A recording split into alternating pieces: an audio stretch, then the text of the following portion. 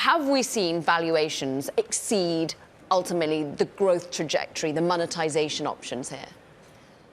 It's good to be here. Thank you, Caroline. Thank you, Ed. No, I don't think so. I think we've been playing a little bit of push and pull between valuations and fundamentals coming through, but fundamentals are only just starting to come through. AI monetization is just in the earliest stages. We're just on the cusp of seeing what these companies will garner from their Gen AI offerings. What has been so disruptive, largely to sleep of journalists and those working in OpenAI, but also just the ecosystem more broadly, has been this sort of self-destruction path that OpenAI has been on more generally. Now, this is a private company, not one that you'll be doing deep dive research on too much, but what they have done has created fierce competition and exuberance ever since the launch of originally ChatGPT back in November of last year. Right. Is it more competitive now, the space, do you think?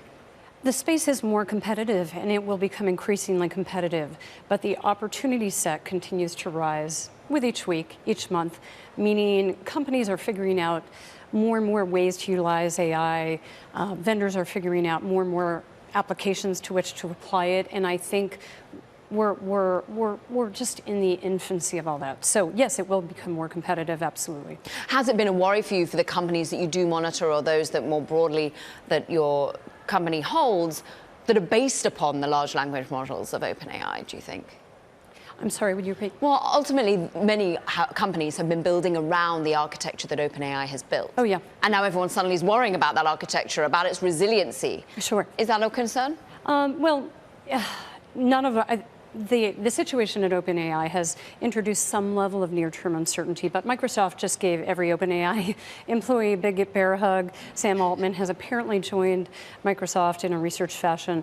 I think it's too soon to call this a major issue. Microsoft has had exclusive access to the technology, so I think what Microsoft needs to do is actually just to draw this situation to some form of conclusion. Either they can help stabilize OpenAI, they could encourage Sam Altman to go back to OpenAI, or they could actually take on the majority of the employee base of OpenAI, or the employees which they like, which they certainly can do.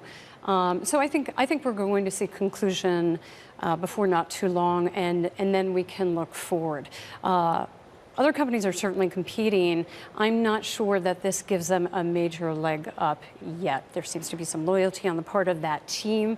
They'd like to stay together if they can. Microsoft just clearly gave signals that they're making that possible.